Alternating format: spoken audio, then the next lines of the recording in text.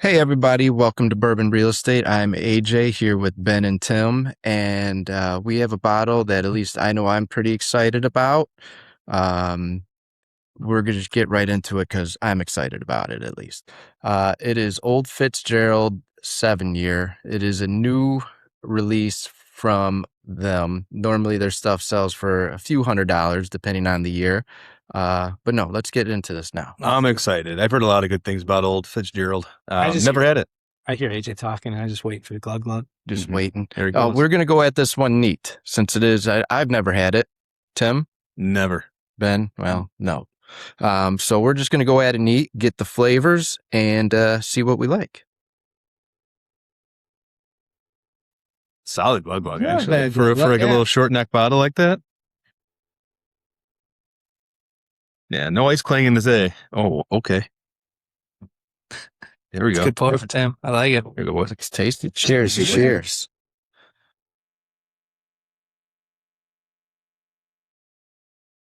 That's pretty smooth. Ben, does this taste like Give whiskey? me a second to drink it. I like that. Oh, it got me in the nose. Yeah, it's It nice. is. That's real nice. Doesn't hurt that bad. It's hurting a little at the end. It is a bottled and bond, so what are we, 50%? Yeah, it's 100 proof. Tim, what does bottled and bond mean? It means it's the bond is bottled. That's right. No, certain distilling, I don't even know. minimum 4 year to 100 proof. I think I forgot what I'm saying. I don't know where it went. I had my notes. I had notes. You knew it was 100%. Yeah. 100 proof. Made in one distilling season. That's what it is. Produced at one distillery. Oh, is that what it is? Yeah. I always thought it had to be in Kentucky, but maybe not. Just But, in the U.S. Yeah, just US. I know bourbon does, but this one is from Kentucky. It's a Heaven Hill one, which I don't have lean one way or the other. I know AJ is not a huge fan of the Heaven Hill Haven't products. really fallen in love with any of them. I've had a few. I mean, Elijah Craig is Heaven Hill, so most people have had something from them. Evan Williams, what is Larceny? Not a fan of, but they're Elijah Craig's probably my favorite. Some of the older ones that are from Heaven Hill. Haddon McKenna, not my taste. No. That, We have a bottle of that in the back here. It's kind of like 12, I think. I think 10. But it's not bad. Just not my flavor. Why? It just comes on with a little heat. So Like, the Kentucky hug? not even. We're back. Again. We're back to the Kentucky. I don't know what taste is. I'm still figuring it You out. can't That's why I taste? keep asking. I don't know. I'm just trying to figure out what we everyone got- says. we- Well, but when I ask taste, then I hear like the Kentucky hug. We're gonna have to do a Howard? little sampling, I Mhm. think, because to me this is way different from what we had last time. It's still weeded. Probably. Still a majority like weeded, right? That's what it says on there. Yeah, to me, yeah, there's more hug to this one. Kentucky hug. Kentucky hug, Mm-hmm. KH. like hugging your sister. Yeah, from Kentucky. Yes, sir. Yeah, on a Tuesday. I'll keep drinking it. It's good off the bat. I just want to make sure it gets better. It doesn't have a whole lot of flavor to it, to me. Like, That's it right. has flavor. It's the same all the way through, Yes, whatever that the means. complexity. Sure, but I don't know what. Maybe orange? I'm getting orange again. Ben loves his Is it fruit. because it looks orange? It's Is that because you getting have on me? orange chapstick, probably. And that was... No one's supposed to know that, Tim. It's delicious. It smells great. Good color on it. Doesn't hurt. It is a Bad. classy looking bottle. So it's not your traditional Old Fitzgerald. What do you call it? Like a decanter fat bottle. This is the. Well, you said made to newer. look like it. Yeah, it's just a tall bottle. Do they always do that? They always Well, make them look the like that? decanter ones are special releases. Yeah. Not special. They obviously release them, but they range in years. Like 7 is the minimum, and that this is, from my understanding, they're trying to get to be a shelfer, one that you can find on the shelf. Yeah, that's what I So, was reading but the too. other ones that I think I had an 11-year, didn't have it. I tried it at a friend's year. I'm place. looking at 13 year, 11 year. Yeah. I think the highest I saw was a 17-year. And those are highly sought after bottles. How much is that? That's probably really expensive. I don't, I think $260 I saw for 11-year one time. Did Gotta not have buy that. it. Gotta have that Ben money. And then, I mean, there's always the secondary market where people try to double Everything. that money. Everything is. I don't think I taste any flavors. So you taste nothing. I taste burn, like straight through at the same amount all the way. What flavor are you getting? Are you supposed to get flavors? I mean, not like, you're not going to get like a peach schnapps flavor to it, but you should get some like kind of spices to it, or like there is a caramel sometimes. There's a or caramelly honey, maybe more on the honey side. You'll taste the oaky barrel sometimes. I mean, there's a lot of different notes or flavors you can get from it, but it's, you know what I learned too, and especially we had the AJ and I were sitting down one time. We had the Woodford double oaked. We popped it open. Nice cork pop. That cork was better. That was a good one. Wet. Yeah. We opened it, poured a glass right away, drank it. We're like, it tasted like magic marker. It did. It smelled like magic marker. Yeah, super like just bleh. So we drank it. And then we went to the second glass, let it air out a little bit. And then it was like, oh my God, this is way more gooder. Way more gooder. And then I think we went to crack the bottle. I'll give you balanced. It feels the same the whole way through. I like it. I don't hate it.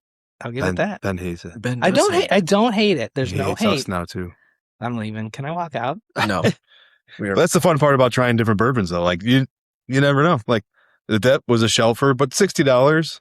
It was with the flavor that so far would not be one that I would probably. I don't know. Let's revisit that number later on and see how it grows on us. I mean, first off, I don't think. Do I swirl it? Yeah, I'm swirling it. $60 is that bad, but I don't think 60 is that bad. Well, yeah.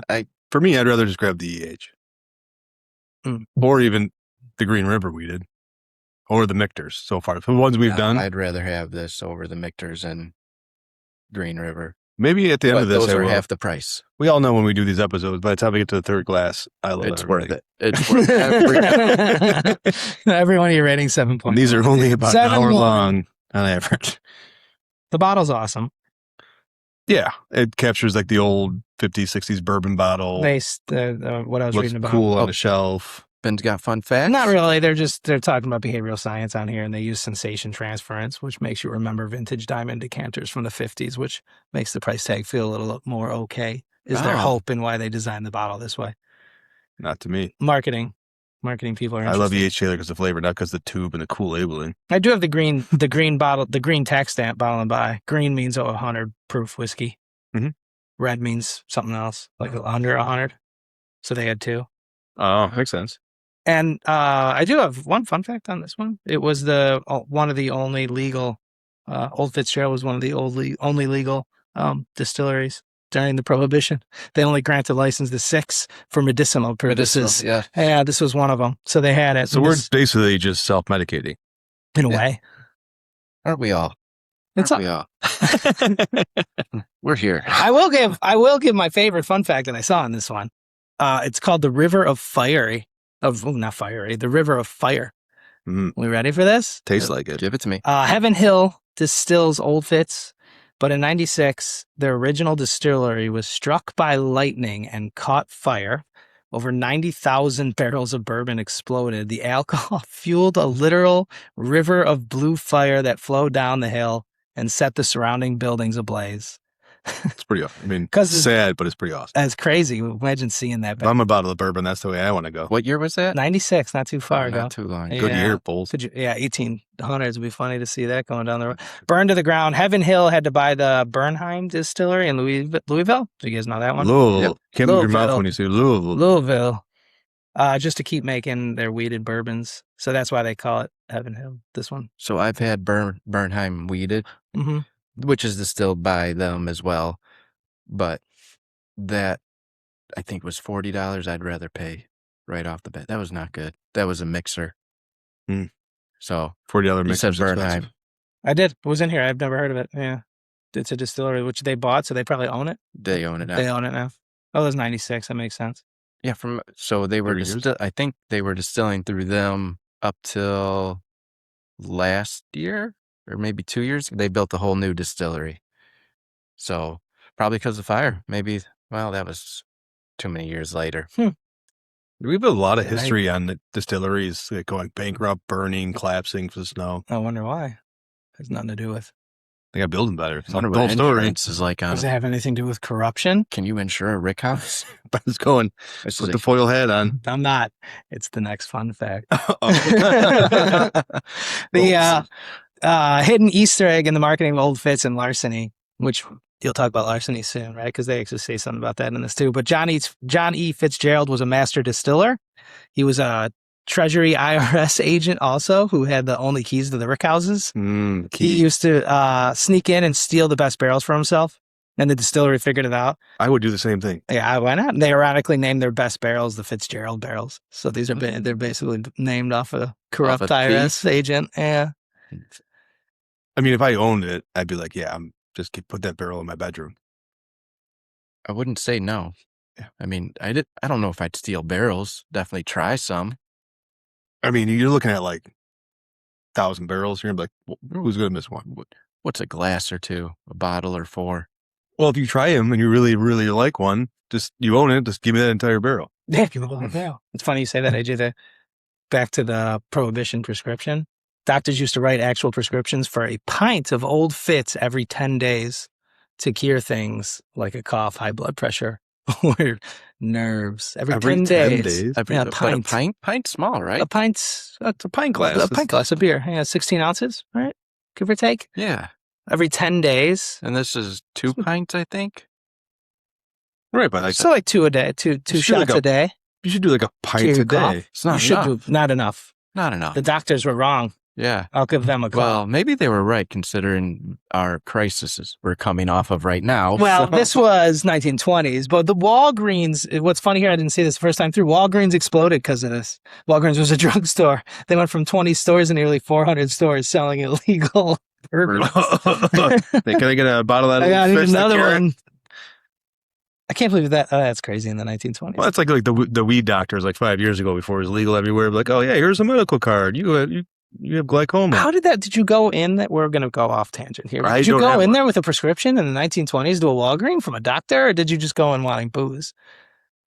Like it might be like the Mexican pharmacies were like, hey, I know you came for chapstick, but here's Xanax. You're like, no, okay. Still no taste? I'm no still drinking it. flavors? I'll get there. Give it some time. Okay. Not too much time, though. Ben's Okay. about to take his sweater off. I know. Am I getting red faced? Yeah. It's because I got a hat. Should we get on our topic? Let's do it. All right. Our real estate topic for this episode is going to be multiple offer situations. Kind of a newer term if you haven't bought a house in 7+ years. Yeah. I'd say. But Since COVID. since COVID, That's the But- moniker, right? bringing it up now because we're in the season where we're at where everything I have submitted on from 300 to 800 has been multiple offers. The lack of inventory really fuels it. That is true. I don't want to say the rates, but the rates are stabilized. I feel like people are expecting 6.5 at this point, and then the people that have put it off for 2-3 years, hoping that the rates are dropped, are finally to the point where Shooting it off the pot. they're going to realize what we've been telling them is true. It's a And healthy market. Of course, every home buyer would love to see them lower. But I think that's kind of the reason why we're not seeing inventory. Because, I mean, me personally, I'm sitting on like a 3% rate. why so? Yeah. Why have to buy again? Why buy again? Even for the same price, and I'm at a 6.5. Unless there's a lot of necessity moves.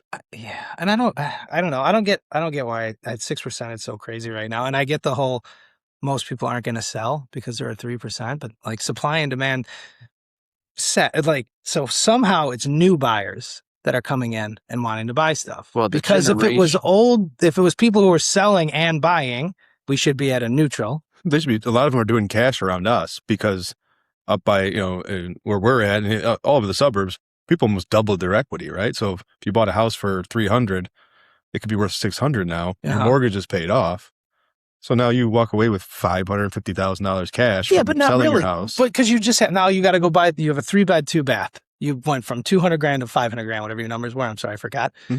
now I'm going to go buy another 3-bed, 2-bath. I'm paying the same $500,000. But I'm talking more about the downside. So, right, but they don't want a mortgage. So you're talking downsizers is where you mostly see that. I mean, even the young crowd around us, it's surprising how much money they have these days and what they can afford.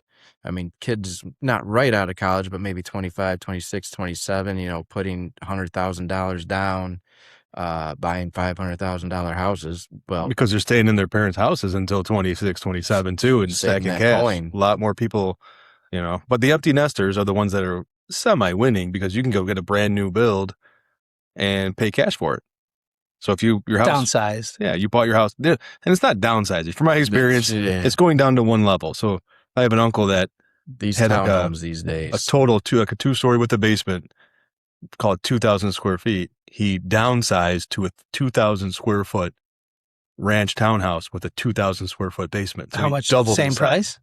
No, he spent a little more. It's brand new, beautiful. But okay. Yeah. But he has had a mortgage. He had the house in 76. Yeah. So he has had a mortgage for a long time. Us, townhomes, ranch townhomes, which seem to be the popular build right now, are ranging from north of $5 to almost $1 million. There's some for over $1 million now. I've seen. And they're beautiful. They have 3-car garages. It's crazy. They're like 2,500 square feet, but they're still an attached duplex per se. Correct. And I mean, it still makes you feel like you have a little bit more green space outside than 1,800 square foot 2-story built in 1990. You learn some things building over the years and what people want and what people are willing to pay for. They all seem pretty similar though. The majority of them are 2-bed, 2-baths, and they have a little they call it a flex room or like a den that you can make into that for extra who? bedroom. For who? What people? For people downsizing. Yes. So like parents like our age, we're in our 40s with kids. Our parents are 60s, 70s. When they're downsizing, they really just want to go to one level, but they still want the same space because they collect all the junk. I tell my mom every time she wants to bring something over, I say, come on Wednesday, that's garbage day, and just put it in that green can and I'll bring it inside the house, no problem. I don't want all my trophies from when I was in 3rd grade. It doesn't matter, but they still want the same size, and they're getting it. But they're still paying the same price. Yeah, they're selling their house for say $550,000, and they're gonna go buy for $550,000. Yeah, that goes back to what I was saying. Where they paid $200,000, it's up to $500,000. But that money just swaps right to another $500,000. But their first house, they have actual equity out of that. Easy, ladies, easy. That's how it works, right? Well, I'm trying to figure out what's driving. If you bought 3 years ago a ranch townhouse, 2-bed, 2-bath, you definitely have equity now. That's gone up. Yeah. So if you buy those 3 years ago for $450,000, why is it going up? $475,000 now. Lack of inventory. Yeah. These are the boomers. I feel like, the boomers, but on another note on the whole what's driving the market and multiple offers is the younger, that first time home buyers club. There's so many of them. Mm-hmm. There are rent is higher. I mean, rent is higher than what a mortgage would be if you could put down 10% at least. You could put as little as 3% down. You could, for some but products. where's that break even point is where I was going with that. I just feel like that generation is more hungry to get owning. The generation that doesn't have their own. Well, I think they realize owning versus renting is investing versus paying somebody else. Correct. And they save up so they can have the equity. They like 20% down because they don't want to pay the private mortgage insurance, the PMI. If you're looking under 500, I feel like that in our area, that's just gone. Well, it's gone, and that's your first time home buyers club where, 8 years ago was 250, 300,000. If you could afford a 400,000, you were doing pretty good in your mid-20s. Yeah. But unfortunately, and they're buying them. My parents just had someone in the early 30s buy a house right next to them, completely over-approved for the area, paid $1.1 million. Where every other house in the neighborhood is maybe maxes out at $750 if it's done up. It's crazy, but they good for them. They got the house they wanted. It's beautiful, brand new construction, all the bells and whistles, but early 30s with one young child. We're not building enough new ones.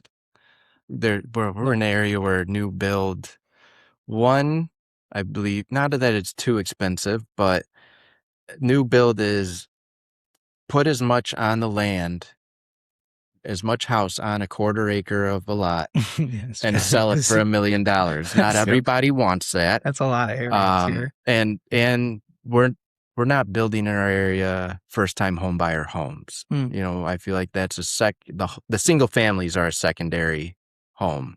You're selling because you have equity in your home. You're going from maybe a 500 now. At new construction homes range from 800 to 1.4 on average, I would say. And yeah, there's higher ones. That's crazy. If you back up to your pond or your parks and things like that. And we're in I the guess that makes sense. Chicagoland suburbs. So it's going to be different It will be anywhere different. nationwide, but for Chicagoland area or kind of west. But you hear people, Southwest.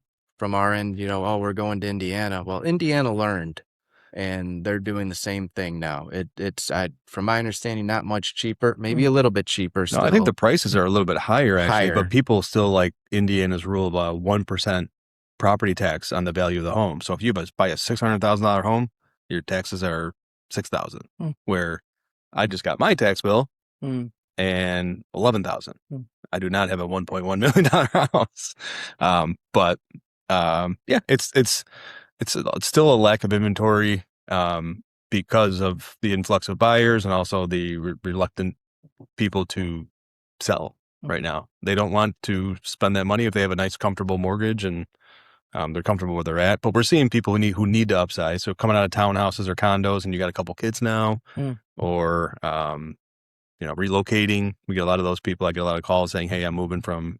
I just got one from Georgia and one from Texas. Yeah. I don't know why they'd move back to Illinois, but Jobs. Yep, Probably. They're all coming back for jobs. Family. You got a lot of people coming back from Indiana because again, it's not an easy commute if they kept their jobs out here and they think they can do it. And it's a 45-minute drive a couple days, and then some days it's an hour and a half into the city.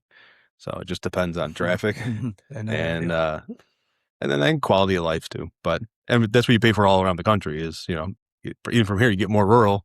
As you get further away from the city, the prices drop. The amenities drop. Get a little more for your dollar. Yeah. Yeah, it's funny that new buildings are only more expensive, or new houses are just expensive, but that makes sense for the manufacturers and the builders to only do something that's going to make them a lot of money. They do make a good coin. I mean, they do make a good coin, but everything costs more money these days. So that's very true too. But they're not ever since COVID, like $200,000 house. Lumber, windows are still crazy. Roofs went crazy. Windows are still like double, if not triple, in some cases. Yeah. So glass and PVC. So stuff's just expensive. Mm-hmm. There's the rates are the up. new home club is growing, trying to find new house. Well, each generation's bigger than the last. I think our kids' generation is finally the one to. Did they break even, or was there a little bit less of a population? And our kids were just born. Are we going down? Yes. Yes. So, and in between that, what is that? 4 different we're millennials technically. Yeah, the tail end. Yeah. So you're saying at some point we're going to have too much supply because we have less people? Not in our area. Not in our area. It's weird in Illinois. There's no room here to build much anymore. See, it's also like we're like flat land. We're not landlocked. We don't have there's too many. a lot of stuff built, and a lot of these towns, especially the town I'm in, they want to keep more of a green space area. So towns protect that. They want that village to be, more open space. Call it and infrastructure. The cost of infrastructure these days. The schools can't handle it. So there's I believe it's Lamont, Illinois. They have a lot of construction happen over the last, call it 7-8 years. They have kids in classrooms in the hallway. They have auxiliary trailers they're doing it in because all the families that moved in, there's a lot of family-sized homes. Even the townhouses are 3,000 square feet there. So the school capacity is overflowing. So the school now, that's minimum 50 mil. So don't move to Lamont? No, the taxes may go up if they have to expand and build new schools. Blue ribbon schools, they say. Yes. That's the appeal of it. It's good schools. It's a nice location. It's 35 minutes to downtown. They have a nice little downtown feel. Yeah. Good transportation. Yeah. So have you done any sales in Lamont lately? Yeah, that's crazy. And is it way more multi-offers there? Way more battle. Yes. Yeah. And that's where multiple offers with agents like me and AJ, we have to get kind of creative. But it depends on the buyer. So there's not a million, but there's a bunch of things you can do to, make your offer as a buyer more enticing to a seller. But, I wouldn't want a buyer to go, house poor, meaning, I want it and I bought it, but now I can't do anything else because all my salary goes towards paying a mortgage that I overpaid a house for. I feel like buyers make up their own mind on that 100%. Amount.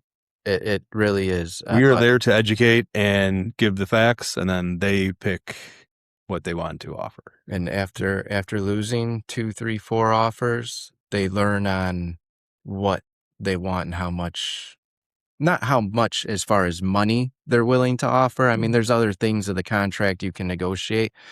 Well, since we're on the topic, let's get into it. What are you telling somebody that's putting 20% down and first weekend multiple offers?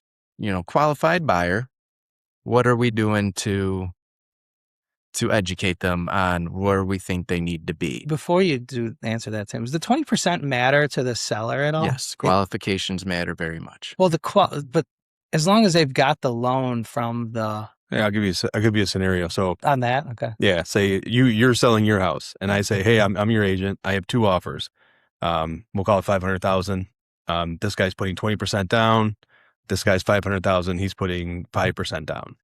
The seller knows that? Yeah, they both. So Sounds we listed, contract. They don't just say... but we listed it. We listed it. at 475. I just figured as long So as they the person's both- got the loan, who They gives a crap? both They're came getting in. the money. They don't have the loan yet. That's the thing.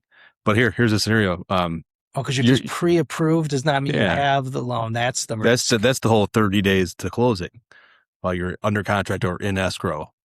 But here, your house is up at 475. We get multiple offers. There's 2 offers at 500,000. This guy's got 20% down. This guy's got 5% down. Mm-hmm. That appraisal comes in a little low. Who's going to have more wiggle room to bring that extra cash to say the appraisal comes back at 495, and you ask them both, say, hey, I want that $5,000 still. Bring extra cash to closing. So you can get your loan for 495 because that's what the appraisal said. But I want to bring that extra $5,000. Who's going to be more willing to? It's good to explain what that means, though, Tim. If it's 475, but the appraisal comes in under or something like that. Yeah. So if the appraisal comes in under, so say the list price was 475, and in multiple offers, the price is more than likely going over the asking price, right? Meaning they're going to, let's just assume they say 500K to make it easy. So they're 25K over. Correct. And then the appraisal comes back. Correct. And the appraisal comes back $5,000 short. What that appraiser does, he doesn't work for the buyer or the They think seller. the house is actually only worth 495. Correct. He puts his stamp on it saying, hey, bank.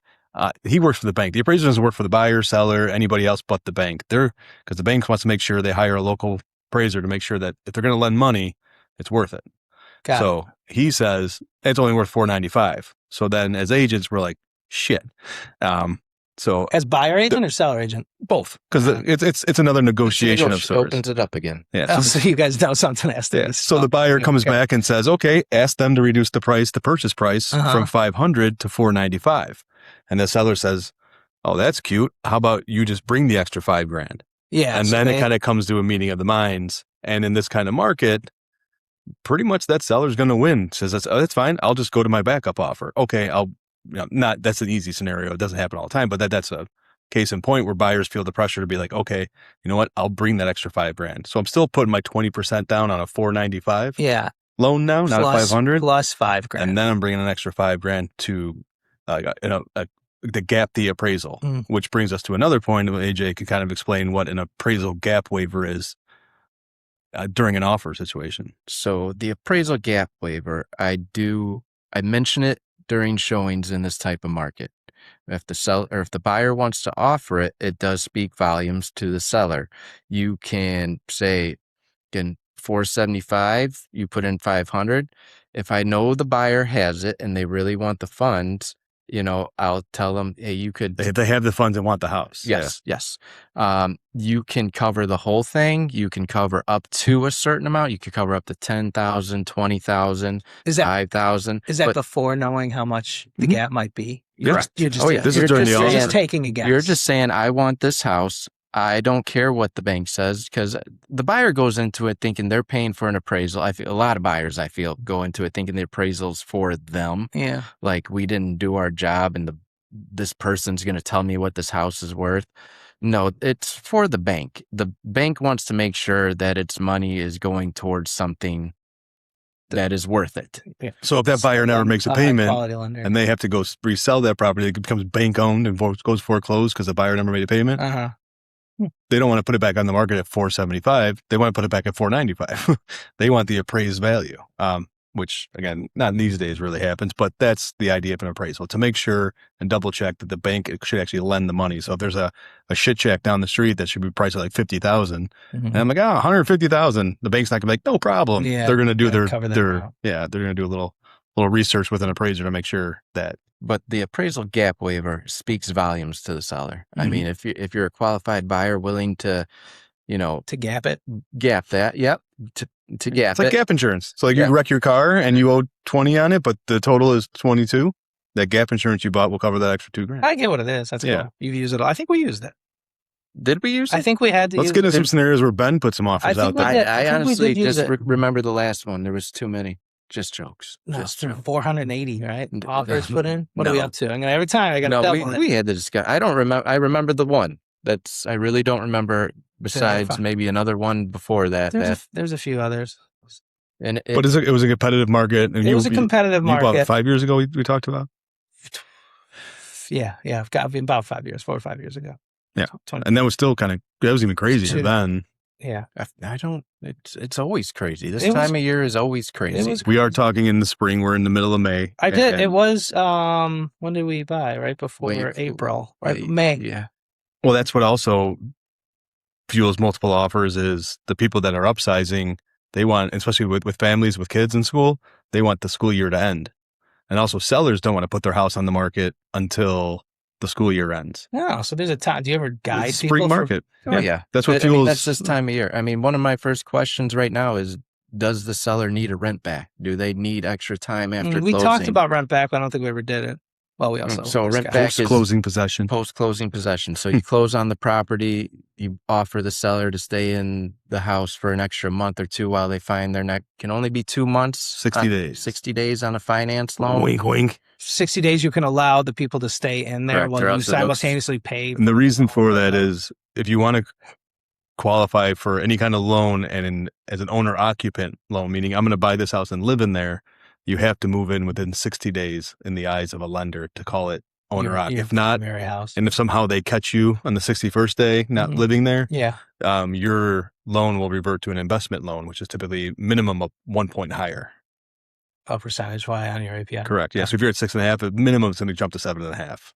A minimum. Because you're not The occupying the minimum property. minimum there. That's an investment loan now. So they assume you're getting rent back or something like that. Well, that So sounds scary. I don't like that. Well, that's I've never heard a scenario where the bank's like, hey, 61st day.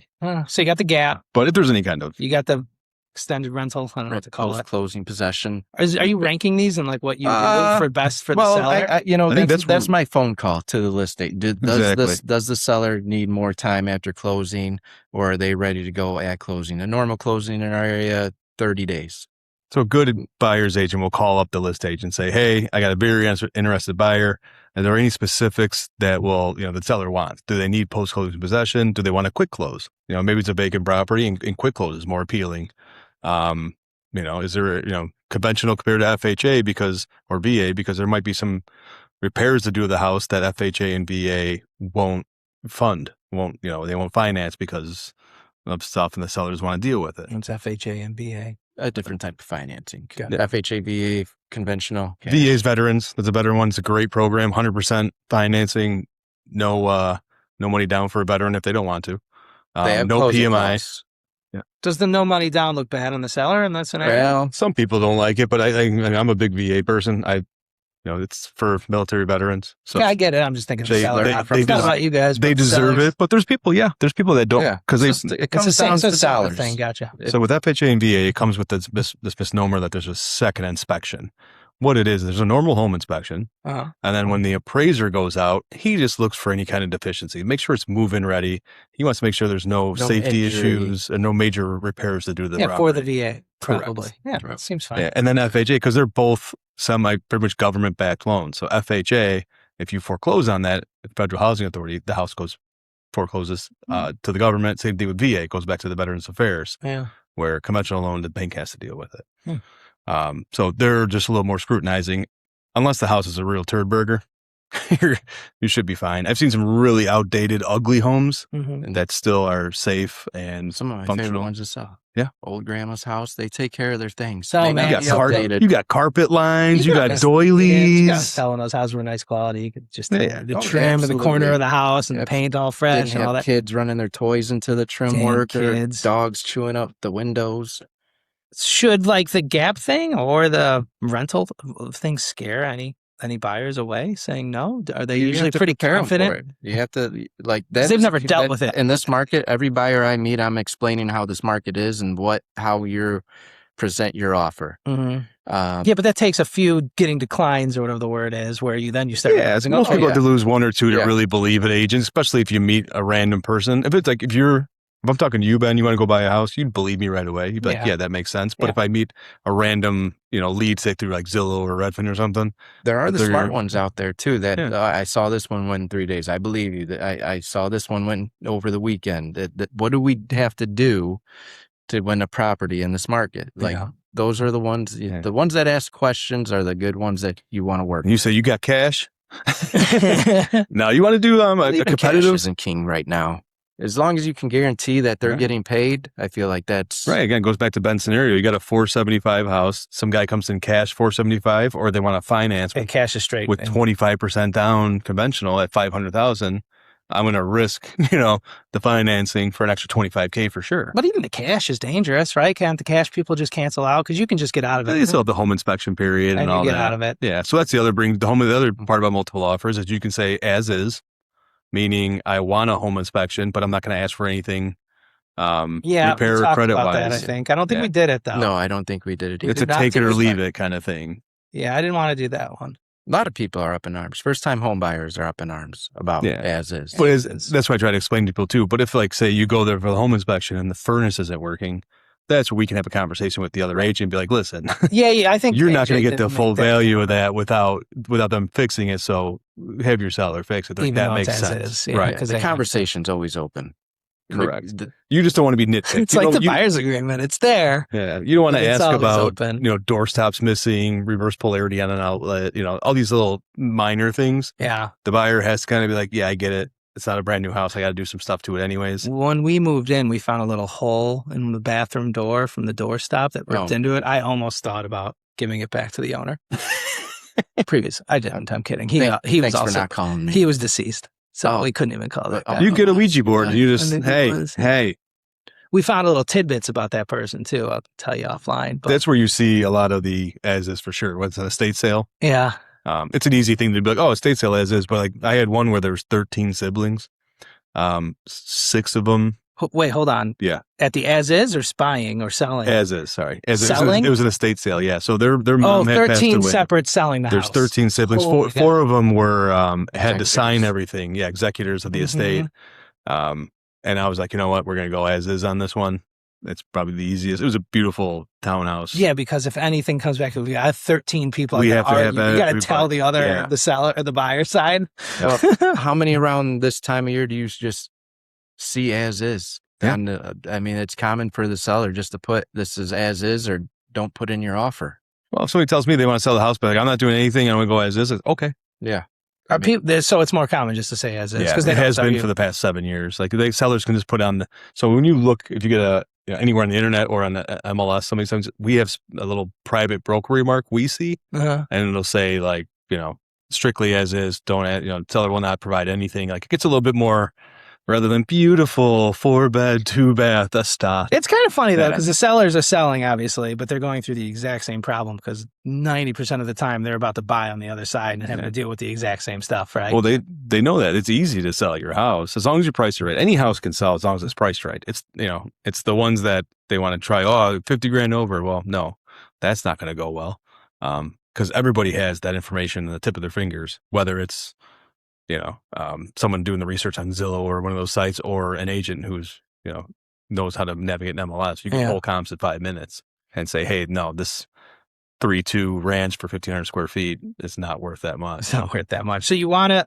get 20% down. I didn't know that. That's actually pretty funny. Well, no, it's not it just helps. It helps. The more you put helps. down is more favorable. There's 10% buyers that will, you could say you could afford 20%.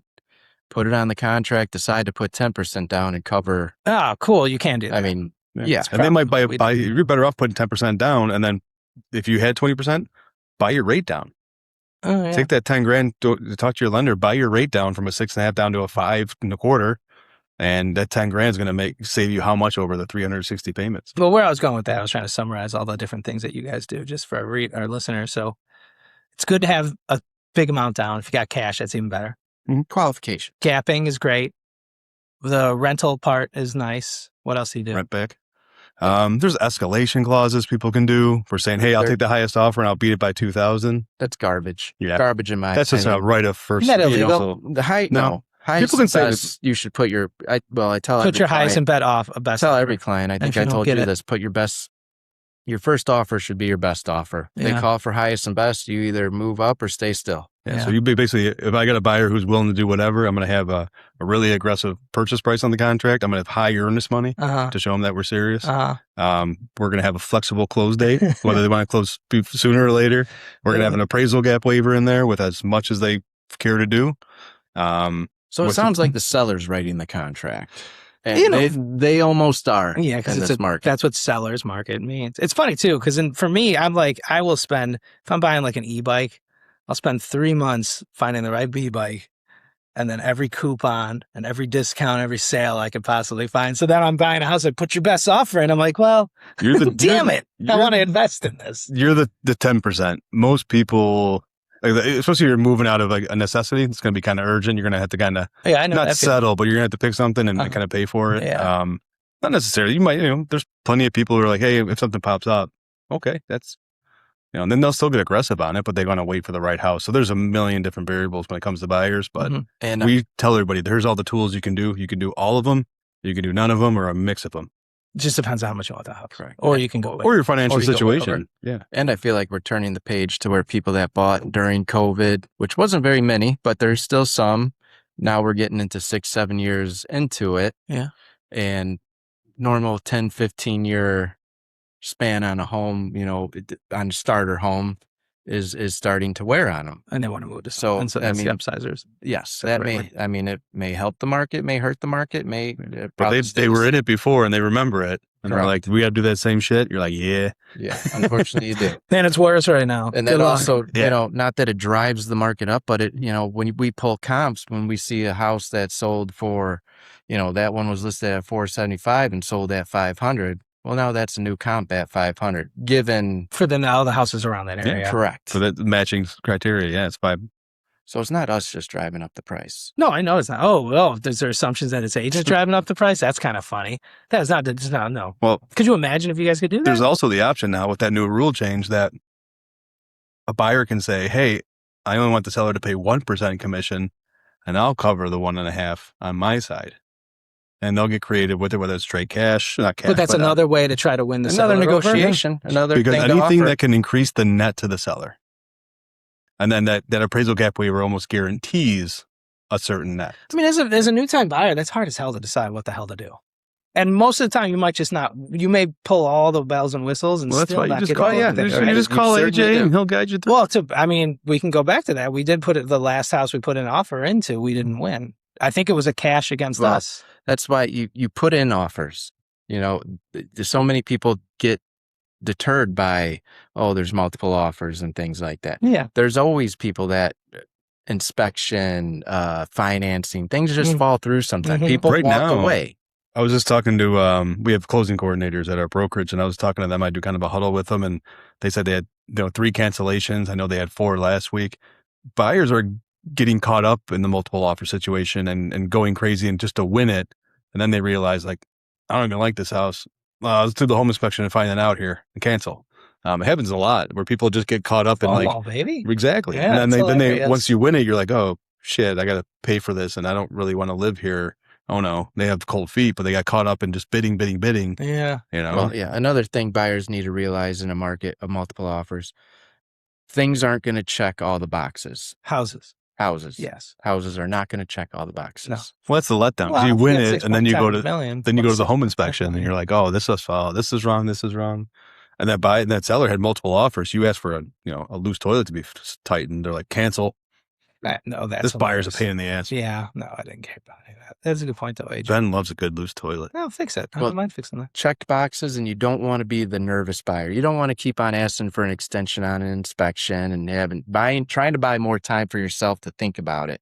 By the time you do that to a seller that has multiple offers, we are talking to the attorneys, talking to other buyers on the sell side to see if you're still interested and things like that. And if a good list agent would be like, don't give them that extension. Like, no, like on the list side, we want to push past all those hurdles to get to the closing table for our seller. right? We're looking at our seller's best interest on the seller side. So like, not that we're being aggressive, but that's our job, is to get to the closing table, get them the money and that they agree to. And then the buy side, you would like, hey, take your time. Like, no, No. you don't have time. Well, there are those buyer's agents that will tell people, oh yeah, you could ask for a day or two, get it through the seller does not want to wait. They had 3, 4. Well, we know too that those other offers are out looking at other things. And if this guy's going to blow the deal, I want to make sure they're on the hook still. So that's like AJ said, we reach out to the backup offers and say, hey, were you guys still interested? This one's getting a little shaky. I'll keep you posted. I just want to see if your buyer's still interested because I want to have that for my seller rather than have to go back on the market. Now, what's wrong with this house? Yeah. I know for us, when that happened, AJ called like 2 weeks later after they said no. He's like, hey, you still want that house? Do we know why that fell through? No. Well, why things probably because that hole from the door. I fixed it. It's I mean, that's a big gray area legally. I mean, an attorney could just write up, we deem this contract null and void. Anything could have canceled him out of that. Right. Some Usually good attorneys will put what's the inspection or paragraph? They'll write paragraph 13, 13B. Yes. And for whatever reason, we never, for the seller side, you don't let that reason out. Yeah. We don't, on the seller side, we don't ask for that. We don't want to dig too deep and find out things wrong. You have to disclose it. Then you have to disclose it. So if they found a hole in the roof and you didn't know about it, so you didn't disclose it, they did the inspection as is. They're like, hey, the inspection is not satisfactory. We're going to cancel. Yeah. You say, okay. Because like you found out there's a hole in the roof. Now that seller's paying $20,000 for a new roof. Yeah. Either way, so any inspector's going to find that. I'm saying that a very, broad scenario, but that just, it's a juggle, to say the least. Yeah. It sounds like a lot. But that's why you get to a buyer. Again, that's why you buyers out right get a good agent. Don't use your cousin's roommate from college who just got licensed. Fun of Barney. I love Keep making fun of Barney. He's fine. He's learning. But no, it's a huge purchase, regardless of what you're doing, whether it's $100,000 or $2 million. It's a lot of money to that buyer, unless it's an investor. But your first time buyer, your second home buyer, that's they're trying to set up a lifestyle there. So you want to, if a good agent, protect your finances to make sure it's a good purchase. Submit your offers and expect them probably not to come back as positives, but maybe later you'll get it. Yeah, doesn't feel too bad about it. Submit your educated offers. Educated best offer. Correct. Don't just throw offers in and hopes something sticks to the wall. Yeah, if you're a first time home buyer too, honestly, and you're coming from a rental, it's kind of a nice benefit because you're kind of safe there. You can cancel that rental. It's harder to sell a house than buy a house. Yeah. Like that's probably the more stressed group. Well, if people are moving out of state, they're like, how do I do it? I'm like, go rent for a year wherever you're moving to. I had a couple moving to Florida. It's like, go rent. Make sure you like the area first. You don't just snap by something. Like, don't worry about renting for a year or so, but then you have time. But I'm a first time Old Fitzgerald drinker, and I don't know. Is it getting better for you? Is it getting any flavor? Actually, it's been balanced the entire time. It's good. It's good. We didn't do ice this time, so I wish we would have been neat each time. I think I'll continue that. I'm going to continue that just so I can get a feel for what these taste like. Because I agree, the last one with the ice in there, it tasted a bit like water. But then I drank it at home accidentally a couple times. Neat. Yeah, and it was nice. Yeah, I liked it neat. There's good orange in there. I can't rate this, but I would definitely drink this again. I would have to. I'm still on the first one. AJ poured me a pretty good pour on the first one. Excited. Yeah, I mean, I don't. He wanted the glug glug.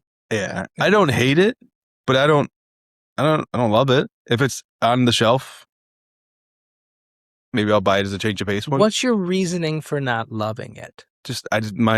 My flavor palette. What is your flavor palette? I don't know. It's just personal. It's just for me personally. It's just I don't know. You get no flavor, so how? I worry about it a little. It goes about. It's like Ben smokes Pall Mall 100 2-packs a day. So I don't eat seed oils. No, I don't know. I don't know what flavor means. You get like a spice. You get a burn. You get a front or back. There's a lot of it. You like the wood. You like the wood. Yeah, and we're back to I'm not like versus you. The liquid flavor. The algorithm didn't like your wood talk color last episode. Did I not get a high rating? No, they cut out your wood talk. No, I deleted it so no one knows in the background. AJ, your rating? Oh, I do enjoy it. Is this the first time everyone's had this, right? First time. Oh, it just came out. It's like, newer. I don't know exactly when it came out. But I do like it. It does have a little Hub and Hill finish to it, I believe. If you ever got into them, you would know, but you haven't. Get in them one day. Monday. One day. Oh, man. No, I want to try the decanter bottle. So if somebody wins the lottery, we'll buy one of those. The decanter is expensive, or the bottle decants itself? Well, AJ did the other Old Fitzgerald. Yeah, the special release Old Fitzgerald. These are just 7-year, Mm-hmm. which the youngest barrel that they mixed together is 7 years old. There could be a 13-year-old barrel in here, but the youngest one they have to go by when they age it. Mm-hmm. They have to go by the youngest barrel. So, Write that down. in your notes that You you guys don't. Did you listen to that podcast I sent you? Do you All guys think about there's bourbon? multiple offers on this Old Fitzgerald? It does go quick. Okay. Well, I don't know. I found it. When you go to $60. Benny's, I was, well, Do you- Benny, see, do you give them a gap? no, For no, the- no gaps for the bottles. I have to pay. Mind the tax. gap. But no, I'm hoping it may be a fine because for $60, I don't think it was that bad. I think 65. I don't know what's expensive. Like, what's an average expensive? Like in a whiskey, I think it's like 120. Well, I mean, this was 7-8 years ago. So That's much you're probably willing like to pay 60 for now. that. So what's Blanton's 90 to 100, which is like the The big, one with the little horsey on top. yes, the little. Yes, I wouldn't horsey. pay that. I wouldn't pay, although it's good. I mean, Yeah. it's more like, oh, hey, congratulations on having a child. It's a gift. It's Okay, so 60. It's good. I'm not 60s buying blends middle- and giving it as a gift. You're not giving Fuck blends. them and gifts? kids. Wow. Sorry. Wow. kids are great. I'll crack We a love bottle. all our If kids. you have a baby, I'll say, come over and let's drink this bottle of Blanton's together. I guess it makes sense. You don't want to buy a baby a bottle of booze. Yeah. Smart move. Baby Depends doesn't on the need baby. anything. No, It ain't they're doing anything. The- So 60's middle of the road. I would say. I mean, That's there's probably my top 30's few low hundred. end, Yeah. and 100 is you're not buying it for someone's baby. No, that's like No. bottle like Eagle Rare. You haven't seen it in a while. Back a couple years ago, you haven't seen it in a while. You see it for 90 to 100. Like, you know what? Just give me it. Mm. I hate being a sucker, but take my extra $50. Got it. So for 60, this is a maybe for Tim, a yes for AJ. Oh yeah, for 60. What about Ben? Would you, if you saw this, would you buy? You'd be like, I want that for my collection. I love the bottle. So yeah, the bottle's cool. The advertising works. My sweet kelection. I don't This have bottle yeah, was I like the made in bottle. 1950. That is right. Yeah, you're right. It is. It's a nice bottle. It's a cool looking bottle. I don't love the logo, but I mean, it's old timey. It matches Well, the time. Do you see the key in there? Your key to hospitality. You is see the key? slogan. But that's the key that he had to break into the thing and steal the barrels. Ah, that's funny. If that's a shout out. That's your, when we said there's a little, Fun fact. little Did it say the hidden key gem was in it? add-on? That's the hidden gem. I assume that Easter is. egg. The Easter egg, yeah. Ah, all right. And with that, thank you, everyone. Well, you all have a good night. old Fezziwig. From a single barrel to a single family home. Pour a glass, find a place you can roam. This is the Bourbon Realtors, y'all. We'll see you next time.